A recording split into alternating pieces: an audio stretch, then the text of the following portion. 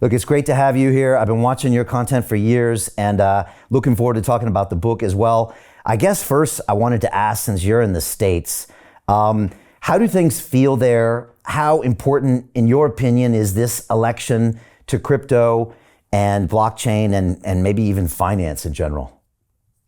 Yeah, I think that politics is very unique in that everyone cares about it. But if you look in their day-to-day lives, it's very hard to see where it shows up. And I'll give you a couple of examples.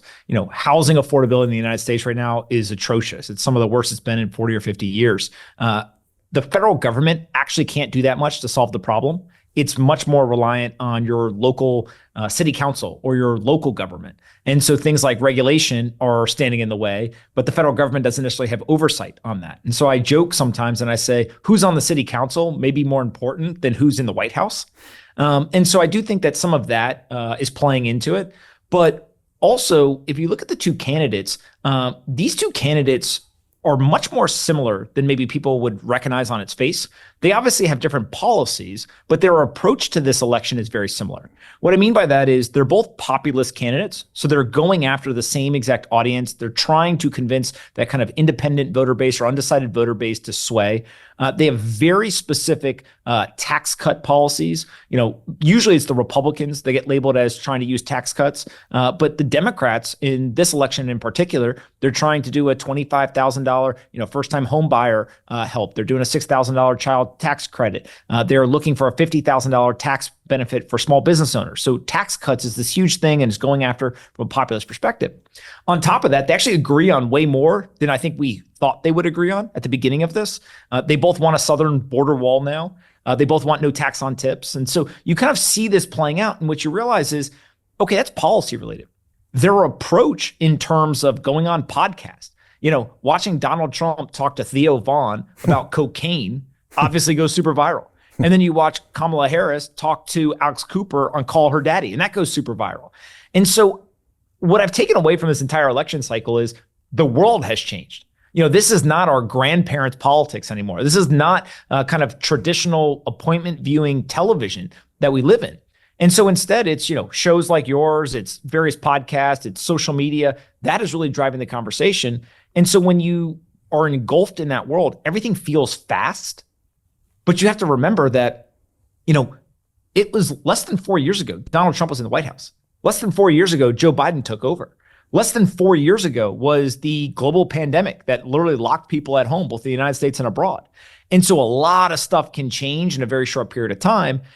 When you think of it from an investing perspective, how do you just ignore a lot of that noise and realize that sometimes the best thing to do is just do nothing? Kind of make your bets, hold them for a long time. And so I think that is the, kind of challenge of our generation is how do you stay informed on current events, but avoid going crazy? I got a lot of friends who became insane, paying attention to all the politics. And I think that's really where, kind of we're headed now is you want to know what's going on, but also how do you not let it affect you? Politics has changed so much, when I was a kid or maybe when you were a kid where, it wasn't as newsworthy. It wasn't in our social media. It wasn't entertainment. It was something that would happen every now and then. I kind of remember the Ross Perot debate. I remember little bits here and there, but it wasn't something that really qualified as entertainment. It wouldn't infect people's heads, but now it really is placed there. Some people say that we kind of project on our politicians that they're going to solve all our problems. And maybe you kind of alluded to that with the fact that maybe it has a lot more to do with local politics and maybe even yourself with your own actions. Do you think that it has become something that it really isn't as far as entertainment and maybe a solution to all your problems? Yeah, there's a lot to unpack here. And I think, maybe the first thing is I literally wrote a book specifically talking about all these different life lessons. But if I had to sum up one common thread, it's that people have agency. You get to do the things that you decide to do. And so whether that is, concepts like luck not being real or hard work being important, it's all about you having the agency. Now, why do people not feel like that is, kind of the path forward? It's because everything around them, the kind of digital environment is telling them you're not in control. We are going to tell you what to do. We are going to program your mind. We are going to show you how bad the world is. The best point in history to live is in the future. The second best time to live is today. And I constantly remind people that we live in the safest, most prosperous time in human history today. It doesn't feel like that when you read the internet or you watch TV or you look at what the newspapers are writing.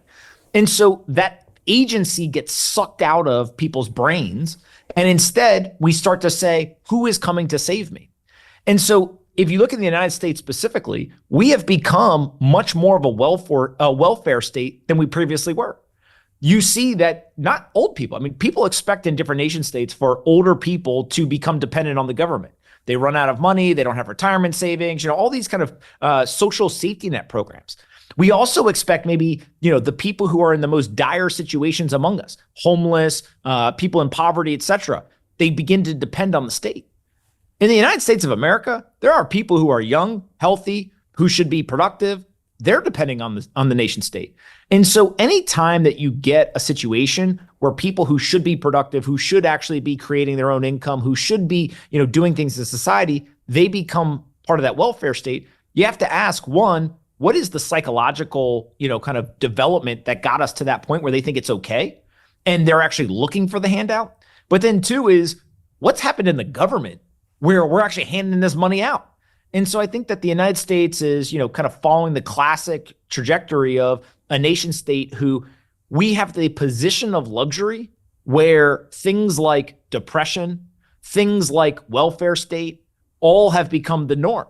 And I always point back and, I saw this clip of 50 Cent talking about depression being a luxury, and it just seared in my brain.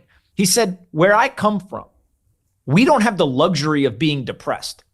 Everyone is so focused on what is the next thing that I have to do to get food on the table so my kids can eat tonight. And again, I didn't grow up in that environment. And so it's hard for me to understand exactly what he's talking about on a day-to-day basis. But this idea that as a country in the United States, we are so fortunate, we're so prosperous that people can stand around and complain about stupid things. Go back 100 years. We didn't have that luxury. People had to work. And so in a weird way, our success is actually beginning to kind of collapse on itself and lead to some of the absurdity that we see in the media. Hey, I know investing in crypto is scary. It takes a real leap of faith because there are so many scams, rug pulls, and bad actors out there. It's a dangerous business, which is why 95% of people lose all their money. Well, that's why I created the London Real Investment Club, so you can access the hottest deals on the planet and use the crypto bull market to create the generational wealth that you deserve. Join my team of over 100 people from around the world that are making millions of dollars behind the scenes investing in blockchain, AI, Web3 games, DeFi, Bitcoin, and more. Don't miss out. Click the link below to book a call with one of my team now. But hurry, this bull market will end soon. I know investing crypto can be scary. That's why you gotta join the investment club. Pull the trigger. Let's do this.